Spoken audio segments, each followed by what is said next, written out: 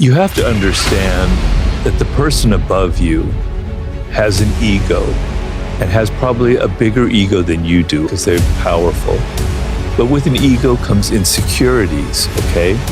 So you must be aware that the person above you has insecurities and probably has more than you do because they're constantly worried. Do people still like me? Am I still doing as well? Am I as popular as I was a year ago? Am I getting as much attention as I deserve? Am I doing a good job? He or she is very insecure. They're thinking about these things all the time. So what happens is if you try too eagerly to impress them and you do such a good job on some project or something, and then all the attention accrues to you for doing that, then you're going to trigger their insecurities. Wow, this person's getting the attention and not me. Maybe they're after my job. Maybe they're more popular than I am. They're not going to consciously think this because they don't want to admit that they're insecure. But unconsciously, they're worried about you. They're thinking things that maybe you're a threat, right? And slowly they're going to build up kind of resentment towards you. And what will happen is you'll probably be fired or you'll be demoted.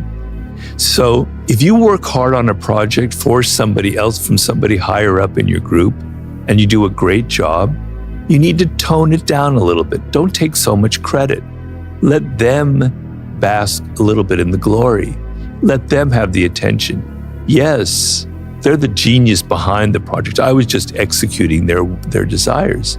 That makes them suddenly go, wow, this person, you understand that they did a great job, but they're being a little bit humble. They're giving you the attention which you deserve anyway because you think you do, okay? But if you're too weak about it, if you're too humble, if you're going, oh, you don't take credit at all, you weren't involved in it at all, that makes you look weak, right? So you have to be kind of nuanced. You have to do a good job. You have to try really hard. You have to do the best that you can, but you got to let the person above you take some of the credit, take some of the glory. Otherwise, they're going to be wondering about you. They're going to be thinking that you think that you're better than them, and you're going to trigger their insecurities. This is the most important law and power that I want you to engrave in your brain right now as you listen to me. And it's the following. Everybody has insecurities and has an ego. And the worst thing you can do for your boss, for your colleagues, for the people underneath you, is to violate their ego, to make them feel insecure. You will pay a price for it. They will resent you. They will work against you. They will betray you in the end. So never lose sight that everybody around you has an ego and has insecurities. So I worked in Hollywood unfortunately, for like 10 years. It kind of inspired 48 Laws. But I say unfortunately because I hated Hollywood. But I would work for a film director who would be doing a screenplay, and I would write large portions of the dialogue and I would contribute to it. Nobody ever knew that. It was always his name on it, right? He got all the fame, all the glory, all the attention. And at the time, it kind of bothered me. I was kind of resentful. And then when I wrote the 48 Laws of Power, I had this idea that, Robert, you did the wrong thing. You were stupid. The game of power should have been, that's how things are, right? When you look at a politician who gives a great speech and everybody's going, wow, Barack Obama, that was an amazing speech. Somebody wrote it. He never wrote it. And you never know that name who wrote it. You might, but no one ever gets that attention. When you see some journalist giving some really interesting monologue on television, somebody else wrote that, did all the research and gave them all the notes for that. Comedians. Bill Maher doesn't write his material. He's got a team of people writing all the jokes, right? You never see them. You never know them. Maybe the credits roll by really quickly, right? So that's how powerful people operate, okay? And I should have just accepted it. I should have been more humble. I should have said, that's how the jungle is. There are people who take the credit for it. And if I didn't resent it, I wouldn't have lost energy. If you get too worked up about things, if everything is so dramatic, if you're emotional, if you're reacting against everything, it drains you of energy. It clouds your mind. You're not a good strategist. You're not a good warrior in life. You're not a good power player because your brain is just sinking into this mud of reactions and emotions. So I should have just been more zen about it. This is how the game is. Eventually, if I keep writing this good dialogue and stuff, he's going to let me take credit, or I will get credit for it eventually. If I'm humble, if I'm serious, if I learn the game, if I play it right. If you play the game of power right, you read the book, you understand it, you will be rewarded at the end of the game, right? You will be rewarded. So I wrote that chapter because people in power use that and know about it, but also for you, the person starting out or was younger, to understand that that's what's going to be happening to you. People are going to be taking your work and taking credit for it, but just accept that. Some people, if you work really hard, you do a great job, and you get attention for it, they won't mind. Your boss will be fine. They'll be happy for you. There'll be no resentment. There'll be no pettiness. There'll be no envy. Great if you have a boss like that. But do you want me to tell you the percentage of bosses who will be like that? It's probably about 5%. Okay? I'm just throwing that number up. That's what I think, right? But if that's who your boss is, fantastic. Wunderbar. Love it. Go for it. But the chances are that they're probably not. So law number one is understand that probably they're insecure. Probably you're going to trigger their egos, and be a little bit careful. But understand as well, what are their insecurities? What is going to trigger that? So to give you an example from my own life, because I violated this law once, I worked for an awful television show back in the 90s, whose name I won't even mention. I was a researcher for it, okay? And I was the best researcher on this crap show.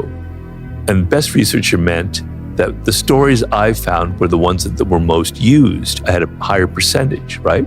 Kind of went to my head. Wow, I'm hot shit, you know? I'm by far the best researcher on this crew. And I had a boss, a woman, and she ended up thinking I had an attitude. Like, Robert just thinks he's so great, okay? And one day we had a meeting, and I hated these meetings because they were such bullshit. Nothing is accomplished, just people talking. It's just political crap. That's how I felt. So I was kind of like doodling in my notebook. I wasn't listening. She goes, Robert, something wrong here? Do you think you're better than everybody else? Ended up, she started really harassing me at that. Not sexually or anything. She started harassing me, my job, right? And eventually I just quit because I couldn't handle it anymore. I was sick of it. I hated the job. I hated her, and I hated all the politicking that was involved. Shouldn't life be about doing the best job, getting the best stories? Isn't that what matters? No, that's not what matters in business or politics. What matters is pleasing people, stroking their egos. I triggered her insecurity, which was she didn't feel like she was in authority. She didn't feel like I respected her. That was her weakness. If I understood that, maybe I would have played it differently, but I wouldn't have played it differently because I wanted to quit that job anyway. Well, I'm all fine for people who do it differently from my laws because, as I said, no law is set in stone, and sometimes you need to do the opposite. But I would like to see the actual results from this. So a danger in that kind of approach is that people get complacent. They think, God, this boss is kind of weak. He's giving me credit for all these things. I actually, I did some of the work on it, but really it was his idea. And now your respect for him is just a little bit less. You're not admitting it. And so you're not emboldened to work as hard. You might think that it's the opposite, and he might think it's the opposite, and it might be the opposite, and I could be very wrong. But it could also be that people think, I don't have to do very much to get his approval. Whereas if it's the opposite, and he takes most of the credit, but you get a little bit of it, that little bit of it makes you feel good, and it makes you want to try harder the next time. You're this man for Afterpay. I'm sure he's brilliant, and I'm sure he knows more than I do about his company, and I'm sure he played it right. So I'm not contradicting him. But I don't know if it's a model for other people out there because I think there's a slight danger to it. Well, I tell you, a lot of times, so people often want to work for me. They offer their services. They say, Robert, you don't need to pay me. Okay, I'll work for free. All right. And the idea is nothing ever comes free in this world. Nobody ever gives you something free. Now, there is an exception to that. Your mother probably loved you. Not always, probably loved you, not expecting anything in return, but usually, even mothers do expect something in return. So even their love is not often totally free. But nobody gives you anything for free. They're wanting something in return. And it's a trick where they're thinking that if they offer their services for free, you're going to go, okay, that's great. And you're not going to pay attention to the fact that they're after something else from you, right? And so it's always better to pay people and pay them well for their services. So if you're generous with your money, if you show that you're not niggly, you're not a powerful person, feels confident in their wealth, feels confident in their resources, feel confident in the time that they have. And so they give that generously to other people. Being tight with your money, not wanting to pay your employees well, is a terrible, terrible quality, and it will bite you in the end. So I always tell you, maybe you don't give them credit for everything. Maybe you keep them a little bit on their toes, but you pay them well, right? You treat them well. They feel comfortable. They have food. They have an apartment. They have living expenses, okay? And you don't want to make them feel insecure about that. So being cheap with your money is very, very dangerous. It's a signal of weakness, okay? But on the other hand, when people are offering their services, they come to you saying, I want it for free, I say, forget about that. There's a ploy there.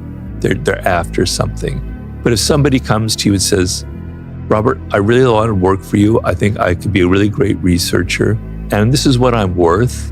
And then you see that they have some experience and you try them out and you pay them, that's going to be a good relationship moving forward. If you're the buyer of the product, you should be a little bit wary that they're giving it to you for free, because they're going to come after you now. I gave you my book for free. Maybe I'm after something. So you have to be a little bit wary of that free gift. Well, if you want something from somebody who's powerful, let's say you want them to fund your movie or whatever, you go to them and you go, I kind of helped you out a little bit in the past, once before, or my brother worked for you and did a really great job. Can I get some help now for my project? Almost saying you deserve it because you did something for them in the past. Terrible, terrible approach. Terrible, the worst approach. Nobody wants to feel like they owe you anything, all right? And nobody really feels much gratitude. But the smart approach is you want funding for that movie or for a project. You do some research.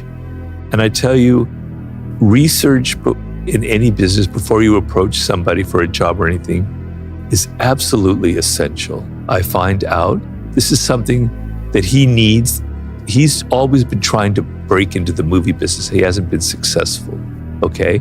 All right, I'm going to package this as a way where I'm going to give you credit as a producer on this picture. I'm going to let you have this perk or that perk, or you'll get to meet Sydney Sweeney or whoever it is, right? Whatever their self-interest is, whatever they need, whatever they don't have. If you think of what they need, what their interests are, what they lack, then you've got a good proposal. I'll tell you, when you're in a position of weakness, you're starting out and you're approaching powerful people, okay? What is the self-interest that kind of ties most powerful people together? They don't have enough time. They are too busy. We all know that. You know that. I know what that's like. Too many things going on, too many people asking for favors, too many projects, too many things going on. Never have enough time.